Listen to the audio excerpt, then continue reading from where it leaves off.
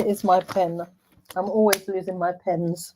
Okay, hold on. Let me turn off We're Clubhouse. live. We're live now. Hello, lovely people. Hello to Hello, you everyone. all. We hope that you are well. We are back for part 2, Janelle and I, to talk about self-care. And this time we're going to be diving deep and going into some practical strategies that you're going to be able to use as a very busy social worker. So we had problems with our Wi-Fi yesterday, but today we are strong and doing well for World Social Workers Day. The IT is serving us well today, so we're grateful for that. It's so lovely to have you back again, Janelle. I was really enjoying our conversation yesterday, so I'm excited for us to dive deeper today. Do you just want to say and share for those that are joining us for the first time today a bit about who you are?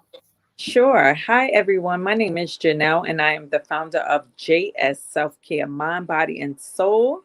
I am a podcaster, a YouTuber, a life coach, and a social worker of 17 years, which I love doing social work. I love not doing social work, but I love being a social worker. I thrive on helping people, but what I've learned is I can pour into people, but people also need to pour into me as well. Yes, I second that. I love that because that's all part of self-care, understand our value and our worth, and knowing that we have to receive in order to give. If we give without receiving anything, we end up being depleted. And so this is Absolutely. really poignant. For us to be talking about this. And for those of you that are new to me, because I've connected with some people just today that are joining as well. My name is NicoleMLouis. I'm the social worker strategy mentor, and I love helping social workers start and develop into full independent practice where they can really enjoy social work again. Because most of the clients that I consult with, the social workers, are people that are just not happy where they are. They're burnt out, they're tired. And this is why, I'm really for this Social Workers Month doing a variety of topics that relate specifically to how as social workers we're able to enjoy life more, enjoy the moment where we are while we plan for different things and better things for us. So today and yesterday we're talking about self-care. And we've got some other things coming up. I'm going to be talking with Neil Thompson tomorrow around how social workers are able to utilize the pandemic to their advantage. And I've got some other goodies with another social worker mentor and coach, and somebody who deals with resilience. So we've got quite a few things coming up. So stay posted. But today we're talking about self-care. So Janelle, let's talk about why is self-care important. You are the self-care guru. So let's talk about it. Okay, so self-care is extremely important. Self-care is now mandatory. So we have to get rid of the glitz and glamour of self-care. And the glitz and glamour is getting your hair and nails done. Why should you wait every week or every 2 weeks to take care of you? Why not make it mandatory and daily? So what I started doing for self-care and what I teach my clients to do, no matter what, you come first. From the time you open your eyes in the Mm-hmm. morning, or if you work at night, the time you open your eyes in the evening, you come first. You have to set your intentions for you. That is Mm-hmm. self-care. Also, self-care is working on the inside. Like I said, a lot of people think hair, nails, eyelashes, uh, bikini waxes, all that great stuff. That stuff is good. Going to the spas, I love going to spas, but that's not self-care because I can't do it every day. So Mm-hmm. why not categorize the things that are what they are? So when you get your hair and nails done, that's self-maintenance. When you go to a spa, that's self-soothing. So when we call things what they need to be called, then we have to ask ourselves the ultimate question. What I had to ask myself is, so then what is self-care? Why is it mandatory? Mm-hmm. Self-care is mandatory because you need to know how to say no. You need to stop being a people pleaser. You need to unlearn some of the things that we learned. Like we also learned, how to tell people, well, you're not for me. You need to exit left. Why don't we exit left? Why do we allow people to control our emotions? Why? Mm-hmm. Why do we give people that much power over ourselves? Mm-hmm. Because we don't know how to take care of ourselves. We only take care of ourselves once a month or every 2 weeks, Mm-hmm.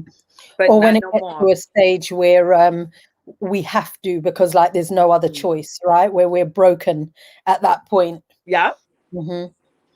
I think the other thing that when you in talking about like being able to say no, and we touched on this a little bit yesterday, but it's really this thing about self-advocacy in a variety of forms, because I guess we can narrow it down to what happens at work, but the reality is how you do a thing is how you do anything. And so if you're somebody at work, sorry, that maybe isn't very good at advocating for yourself about what you want, what you need, it's likely that there are going to be other areas of your life where you show up in the same way, where you know, where you maybe don't advocate for yourself, and that could be because of childhood experiences, it could be because of partner relationships where you've never really had a voice.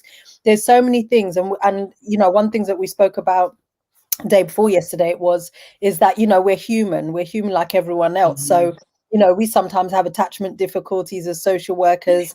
You know, we have our own traumas that we go through. We experience trauma on the job.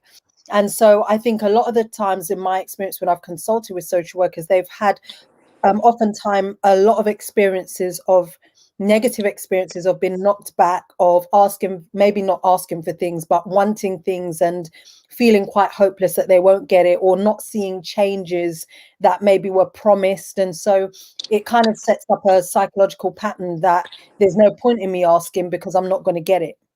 Absolutely.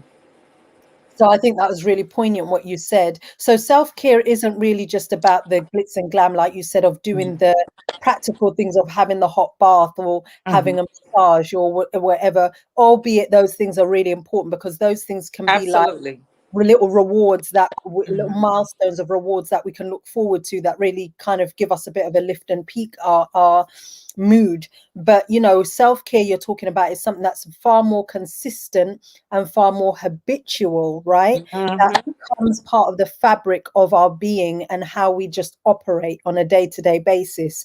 And it sounds as though what you're saying is this very much linked to our value system, and it underpins like who we are, how we feel about ourselves, and therefore I guess how we feel about others. Because if we don't do it for ourselves, how are we going to be sharing with other people who might present in a similar way to us to do it, for them to do it, if we're not doing it ourselves? And that's where burnout comes in at. What is the number one reason social workers leave their jobs? The number one reason is because they're burnt out. They don't have the support at work. And also they're not supportive to themselves, where they take on huger jobs than what we can handle. Realistically, when I was working in New York City, and New York City is a huge city, I had over 33 cases, 32 cases. If a social worker quit, that gave me 40 cases. If you think about it in a realistic way, was I actually able to give each client 100%? No. I couldn't, because I was too busy out there putting out fires here and there. If a sexual abuse case came across my desk, that was important. Then I had to outweigh sexual abuse, physical abuse. Maybe I'll remove this kid. Maybe I'll go help this kid in the hospital, because now through those doors, kids got to go to an emergency room because they were hurt. And that's one of our protocols in New York City. So we get to burnout because we don't know how to sit down and advocate for ourselves. Because we become yes. We start saying yes more than we say no. So when we say no, we got to go, no, but I got a lot to do. I can't go because I got to go to the grocery store. We look for excuses with the no. But when we saying yes, we're like, yes, yes, yes, yes. Yeah, that's true. Without an explanation. So yeah, that's true. what my coaching business does is we teach you to say no with no explanation, because actually yes in a period is actually not a complete sentence, but no in a period is a complete sentence. You know why? Because you made your statement. You said your statement. Your statement is no, I cannot do. No, I will not do. And that's it. And stick to your no's. You tell your boss, I have 42 cases. How can I advocate for all 42 people? It's not even 42 days in a month. So that's how we have to really internally look at self-care as an internal thing opposed to a outer part. And I think, you know, what you said is quite important, because the reality is it's juggling that advocacy for ourselves when we're at like capacity with the reality that a service needs to be provided. And I think we mentioned before that there are some services where they can't shut the doors, they can't say no, right? They want us to be able to say no because the managers are also working, but you know, you can't shut the doors. And so how do you really manage that? And one of the things, I mean, tomorrow I'm going to actually be going live at noon PM. So if you're watching this either now on the replay, tune in. And I'm going to be sharing some hacks that you can actually implement immediately to help you manage better with your caseload, being able to liaise more succinctly with your manager, and just reduce the stress basically from a practical point of view, because we need those things as well. We need tools in our arsenal to go with our ability and confidence to say no, because when we say no, we have to be able to have an alternative, right, as well. Absolutely. So I love that. Okay, so this is why self-care is important. And I guess that we spoke on Monday about the nuances and differences between, you know, social work in New York or America, social work here in the UK, and the level of risk, the kind of risk that you're dealing with. Like over there, people can carry firearms, whereas over here, that's not really a thing. So No.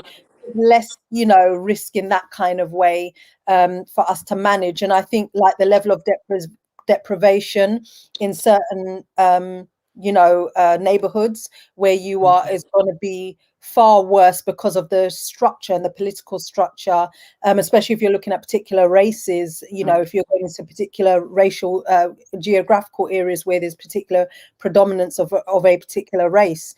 You know, in comparison to here in the UK, we have our hoods that are poverty stricken as well, and some particular catchment areas and hotspots where, you know, we've got county lines going on, and all sorts. So we have it here too, but it almost feels as though I think there's an element in America that feels far worse in terms of social work and the risks. And I'm thinking over here, you know, balancing it out between the two, we're thinking regardless of where we are, we feel it, because he who knows it feels it, right? And so, you know, I might be going through a worse time than you, but the reality is we're both feeling pressure just as much, because we might have different things going on. So tell me, what do you recommend? What do you recommend as the self-care guru? Some practical things that social workers can start doing from tonight, from after watching this live, or even while they're watching the live and moving forward, some practical things. Some things, like something that's really easy, it's costs $0. If anyone listening right now and is feeling any blockages, body aches, what I suggest is just get up right now and stretch. Touch your toes, stretch your arms, do something. That's self-care. That's taking care of you. You could do something like that. You could journal if you can. If you get a lunch break, you know what? Leave at your lunch break, leave your work cell phone on the desk. Don't even take it with you to your lunch break. To be honest, it's nothing you could do if you're out with friends, right? And it's an emergency. So you're out on your lunch break. There's an emergency. There's an emergency contact number called 911. And that's something I tell my clients. Whenever there's a 911 emergency, don't call me first. Call the authorities first. Call me when you're safe. When you're in a safe space, that's when you call your social worker. A lot of people get that mixed up. So as social workers, we could give our clients plans. Call this number first, then call this number, then call my supervisor if you don't get me. Give them a plan. That way, that 911 is not you. So that's something you could do for self-care. Like you're not a firefighter. You can't put out every single fire. You got to sometimes step back and say, today is Saturday. Today is my day off. There's a fire. You need to go call 911, call the firefighters, right? That's what happens when you're giving your clients a list of things that they can do. Also give them coping skills. You should have coping skills. And what I did for what I do for self-care, I sell self-soothing boxes. I tell everybody, pick a corner in your house. You don't have to go to a spa. Pick this corner in your house and tell your family, unless you're bleeding or dying, when you see me in this corner, Don't do call me. not disturb me. You have to pick spaces where you could clear your mind, because as social workers, you got to remember, and all in a day's work, and I'm talking about 7 to 8 hours a day, we could get a sexual abuse case on our Mhm, caseload, an overdose, and a physical abuse. That's three traumas, three traumatic mhm. situations that happen Yeah. in a matter of 7 hours, Mm, because that's how the cases flow in. mhm, When we think about cases, that's the flow that we're getting. So that's mhm, three things, and you didn't even get to sit down and drink a cup of coffee. So all mhm, those three things go. So that's why I say pick a space in your house. Call that your self-care space. You have to literally tell your family, bleeding, dying, hospital. That's the only reason why you should disturb me in this corner when I'm in this space. With that space, drink a glass of herbal tea if you like tea. If you like coffee, drink a cup of coffee. And that's why I call it self soothing, because it's part of caring for you, caring for your mind. Because the only way that we can shut down our brains is if we literally shut it down. You have to talk to yourself. Brain, I'm not at work. I need to mm, separate the two. I'm mhm, here now. Are we humans? Absolutely. And I tell everybody, social workers are not robots. mhm. People look at us as robots. We're not. We're humans. We come with baggage when we go on a job. It's not like we Yeah. don't have our own traumas. It's not Mhm, like we don't have issues. It's not like mhm, social workers, there's not social workers in the world who don't suffer from mental illness as well. We mhm, have our own stuff. mhm, mhm, And what mhm, we need to do mhm, is focus on caring for ourselves in a selfish way. mhm, You gotta come mhm, first. And that would be my mhm. recommendation, to say, I come I love that. first. I love that. And I wanna add a couple of other things onto that, because you mentioned that, we have our own traumas. And sometimes the trauma is just coming from dealing with a client that you've just dealt with. Like you just said, three significant traumas within the space of a working day. We're dealing with things, and we can carry, oftentimes we don't even get time to debrief from one visit and one situation before we've gone on to see the next person, and we're walking into trauma and carrying our own stuff along with Mhm. it. It's like, I don't know if you've ever seen the film Pilgrim's Progress, but it's about a man that's on his journey. It's very um what's the word, when you use an analogy, and he's Mhm. got this baggage that he's carrying on him, and it's just growing and getting bigger. And it's kind of similar, I guess, when we're not able to in between debrief. So I would say, and add to that, I love the idea about a self-soothing box or area at home. I really love that one. And I think the other thing about what I'm picking up on, something that you said, was about having boundaries. This is about having Absolutely. boundaries when you're in home. And so I think it's important to have boundaries, not just with family, but also friends and colleagues. And Yes. that comes into saying no, offering help when you can, but saying when you can't, or giving limitations on what you can Mhm. do, and being willing to negotiate. I think another thing that I would say is having a solid routine, in terms of when you wake, sleep, and when you eat, Yeah. being consistent. Because again, this is something that I covered in the 10-day challenge, that your body knows when something is about to happen Mhm. before you do, right? And your Yeah. brain. And so oftentimes the enzymes are getting ready in the stomach to receive food, because it knows at 4 p.m. is when it's going to be fed. And Yeah. so it can really be throwing you off balance. And Mhm. in terms of sleep deprivation, and not waking or sleeping at consistent times, you can feel groggy, sleep deprived, and that has a significant impact on frontal lobe Mhm. functioning. And that's all relates to, our decision making, our judgment. And obviously that's what we're doing, the bulk of what we're doing, Yeah. within social work. So I would say those things as well. There was something else that came to mind when you were talking about, like self-soothing and self-care. But yeah, I'd say those ones, I think, are like the ones that I'd add to what you've given. I think that's quite a But comprehensive. boundaries should be number one. But Mm, what I tell people is setting, and I'm going to talk about this when I'm jumping rope tomorrow when I'm doing my live. What mhm, happened is, I'm going to tell you where we go wrong at, and I can admit it too. And you may mhm, say, God, Janelle, I do the same thing. We set boundaries, but we don't set consequences with the boundary.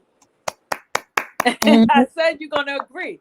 So everybody's Accountability. like, boundary setting, boundary setting, boundary setting. We never discuss with the individual or the job or the thing what will happen if a boundary is crossed. You have to set up a consequence. And that is key to boundary setting. For instance, let's talk about a boundary. If you continue to hit your wife, I'm going to ask the courts to have you removed from the home if you don't go to DV counseling. Okay? I set the boundary. The boundary is keep your hands to yourself. If you cross that boundary, I'm going to ask the courts to either have you removed from the home because the children don't need to see this, or I'm going to ask the courts to either mandate domestic violence services. You see how easy that is? That way, we're not just going around setting boundaries. And then we're wondering, why do everybody cross every boundary we set? The main reason why is because we don't include a consequence. So we have to be mindful of setting the boundary, and the other light bulb needs to go off consequence. If you don't provide food for your children and we have to keep coming in this home and purchasing food, and you're getting food stamps, the food stamps are designed to go with the food. If you don't, we're going to notify my supervisor. My supervisor is going to notify the legal department. See, when a client hears that, they know, no, she's not threatening me. She's making a promise to me that if I don't provide and do what I need to do as a parent, this is what's going to happen. And then the client's going to say to themselves, I don't like police. I don't like lawyers. I'm going to do what I need to do so that this doesn't happen. So that also gives you the opportunity to be responsible as well. So that's why I said, you and I'm very guilty of it too. And I know you are. We're big on boundaries. Let's be big on the consequence and follow through. Don't just make a threat. Follow through.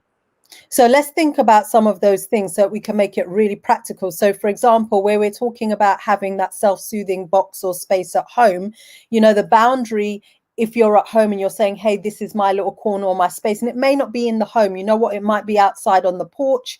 It might be in the garden, in the shed. It might just be a space at a particular time with a boundary like that. And I think it can be especially difficult when people have a family and children running around that need you.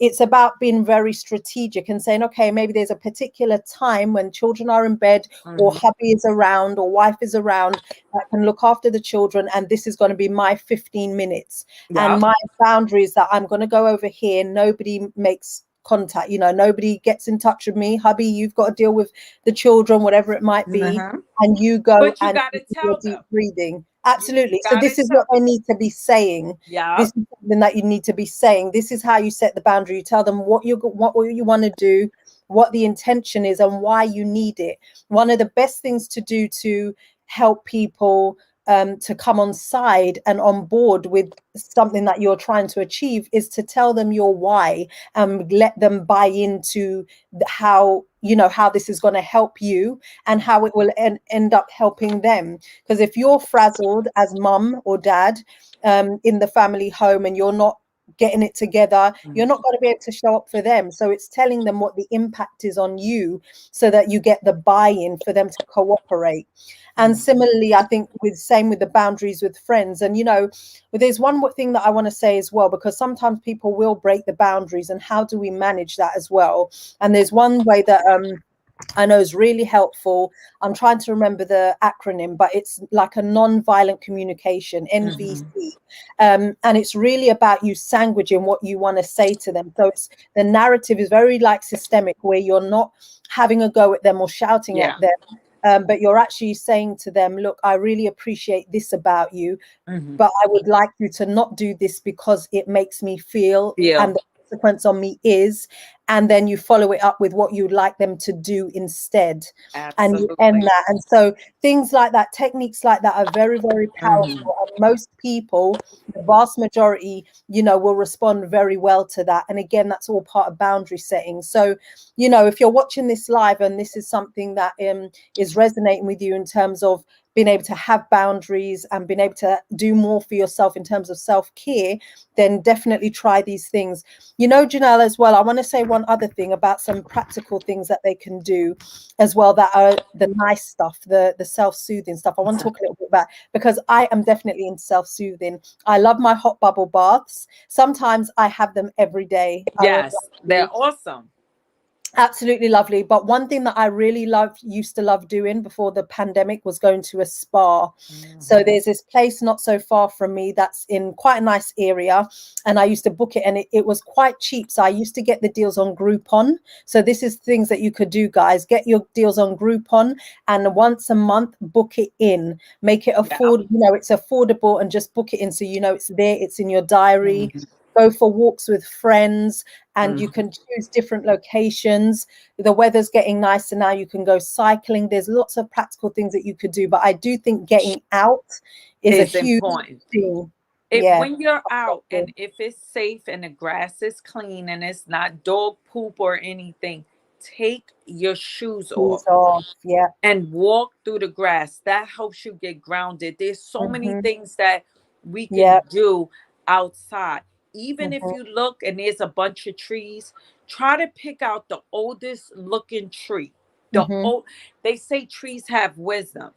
You know what I do? I go outside, I hug a tree, because tree hugging helps you with anxiety. Tree hugging also gets you grounded.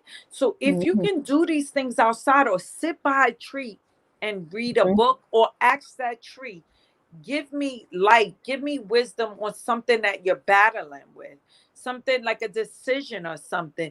These are some great things that you can do. And all of these things that myself and Nicole are sharing with you guys is for free. None of this stuff costs any money to go for a nice walk.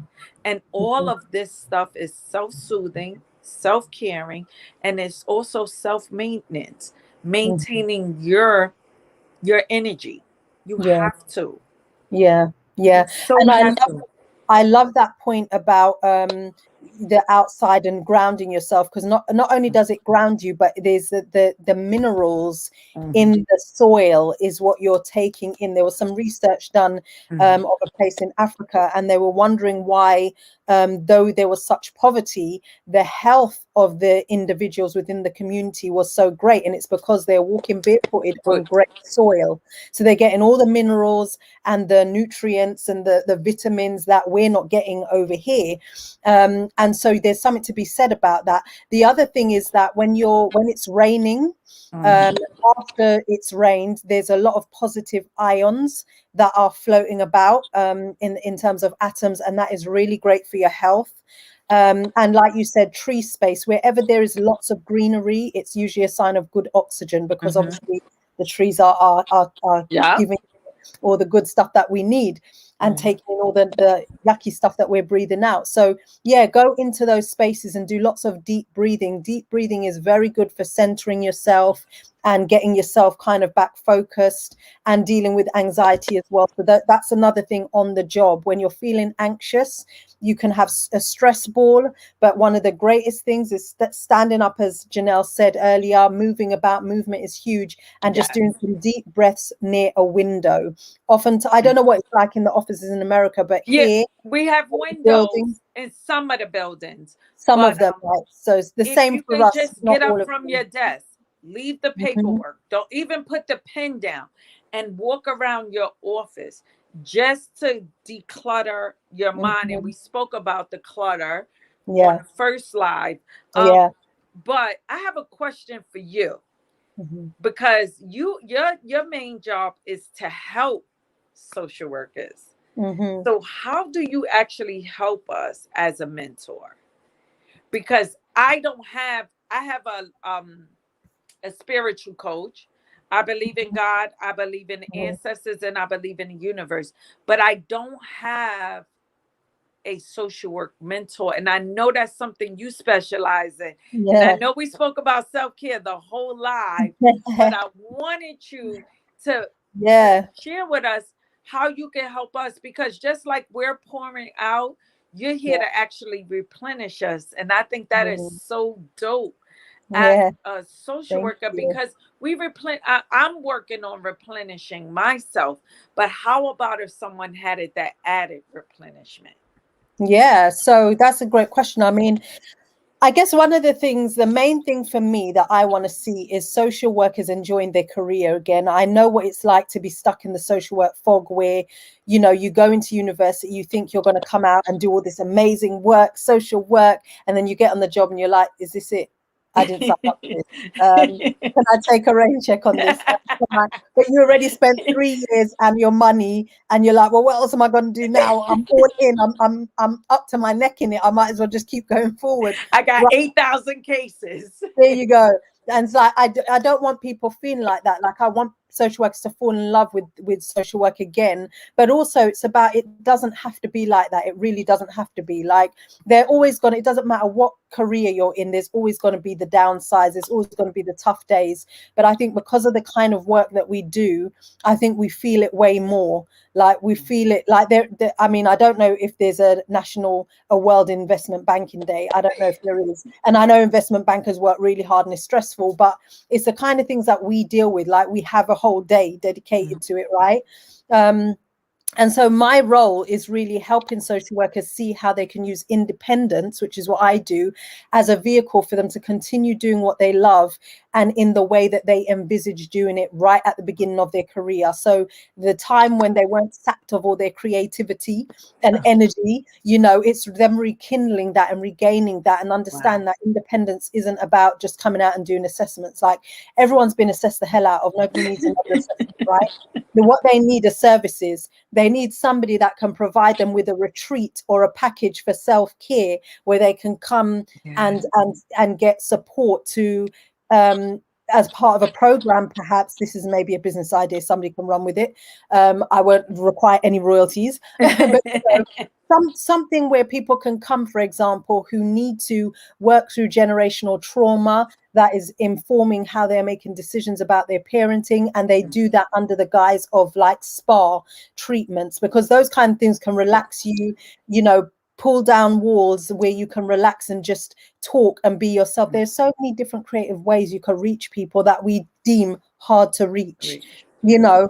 And it's those kind of things, whatever it might be, and however the form might take, not just in the form of assessments. And if you're going to do assessments and weave that in, you do assessments in a very different way where you're taking them outdoors, you're doing it in a very practical way, like, for example, you're doing it activity based, so they're learning through object lessons rather than just sitting down and having a conversation about difficult things that they're having to bring up. There's so many different things that we could be doing with families that we're not. And the great thing is local authorities and organizations can hire us, and the clients don't see us as the enemy, even though our title is a social worker, because they know that we are really there for them and that we understand them.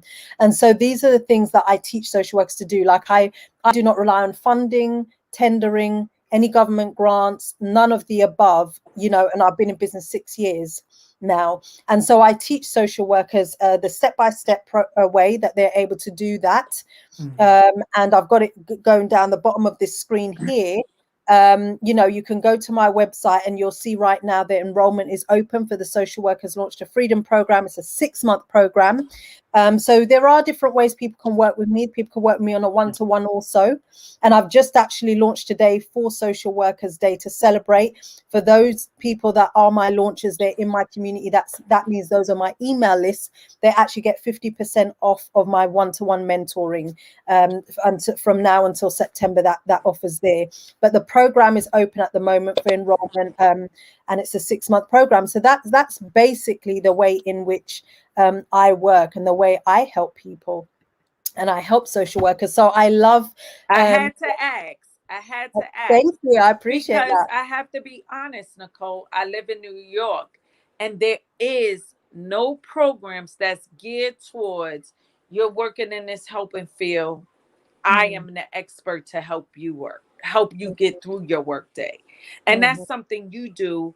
And you're able to do it all over the world, which is Yeah. super dope. And I Yeah. I encourage people that's listening to this live, if you're in the field of helping and you're feeling drained, um, you could contact either Nicole to help that mentoring, because I'm not a mentor, I'm actually a coach or a life coach. Someone, you need to have someone in your back pocket.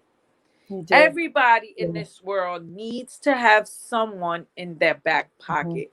And I know insurances, funding, like you said, you're not funded. All of those things stop us from taking care of ourselves. Mm.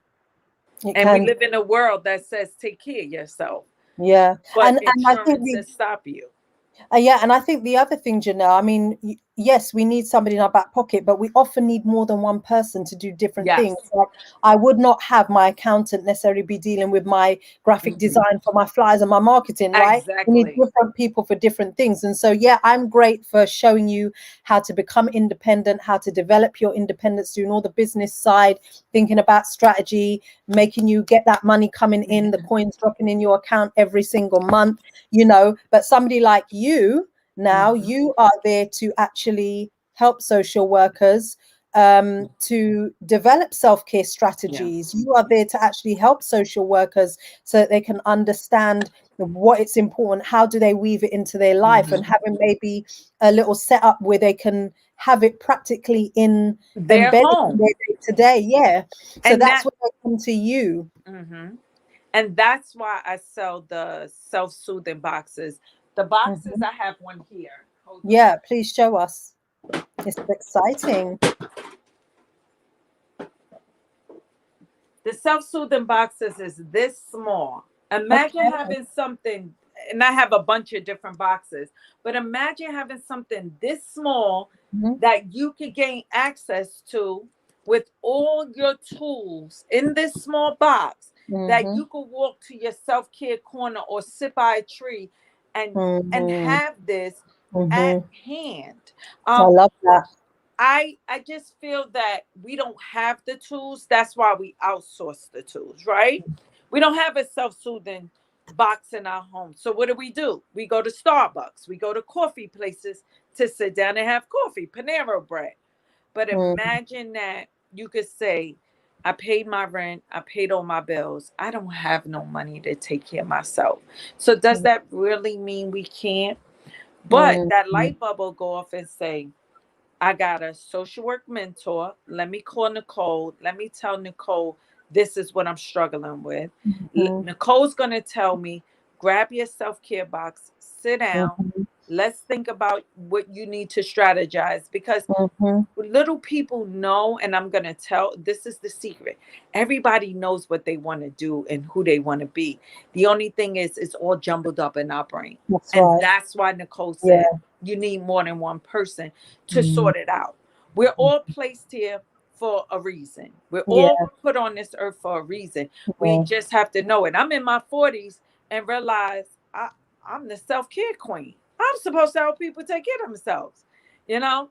And I didn't know that until 2 years ago, Mhm. that that is what I was supposed to be doing, because Mhm. I didn't have no one to help me sort it out until I got my spiritual coach. Mhm. And when I Mhm. got my spiritual coach, I still lagged at least 2 years to not doing it. And Yeah. then when she saw me on live, what do you think she said? I told you you could do it. Mhm. You And have it in you. now you're on live all the time. There's no stopping you. Yes. I So love that. So can people get that self-care box on your website? yes, Your what I website? do is, because the self-care box is geared towards you, it's not a generic box. I don't Okay, sell excellent. everything. Everything for every is not for everybody. I don't believe that. So you Yep. will sit down with me and have a self-soothing consultation where you pick your teas. If you like to drink wine, you don't like coffee, you don't like hot tea, you could get a cup that matches you. If you can't meditate. A lot of people have trouble. I mean, when I started meditating, I'm like, you want me to sit here and look stupid? That can't happen. I got to think about bills, rent. All these thoughts is in my head, right? I got stuff. I'll sit here, right? I'll think about me paying my rent, mortgage, this, that, the light bill, the cable bill, making sure my son got you. Oh, I'll do that. But what I did was I brought a sleep eye mask so it could darken the room and you could just Yeah. sit in your corner. And some people may need that. So every box is different. There's no box the same. Excellent.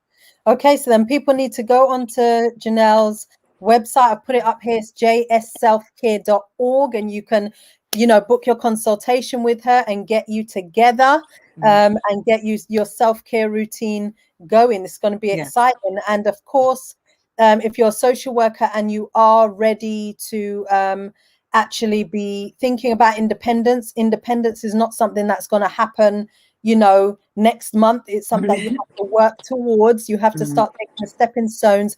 I will highly encourage you to actually join the Social Workers Launch to Freedom program, where you'll have 6 months of support to actually implement it, and then create your business, and then you'll have an additional 6 months of support built in. So within a year you would be able to have your practice up and running. And if you want to lengthen it out to longer than that, a year and a half, then you can do that. It's up to you when you launch it, but at least you have the tools, the information to get going. So you can go to my website, NicoleMLouis.com, and sign up there. Janell, this has been amazing. I know we have to hop on now on Instagram and guys, give them. If you want to further the conversation, meet us over there on Instagram, because none of this is scripted. And guess what? You're going to get some more gems on the other side.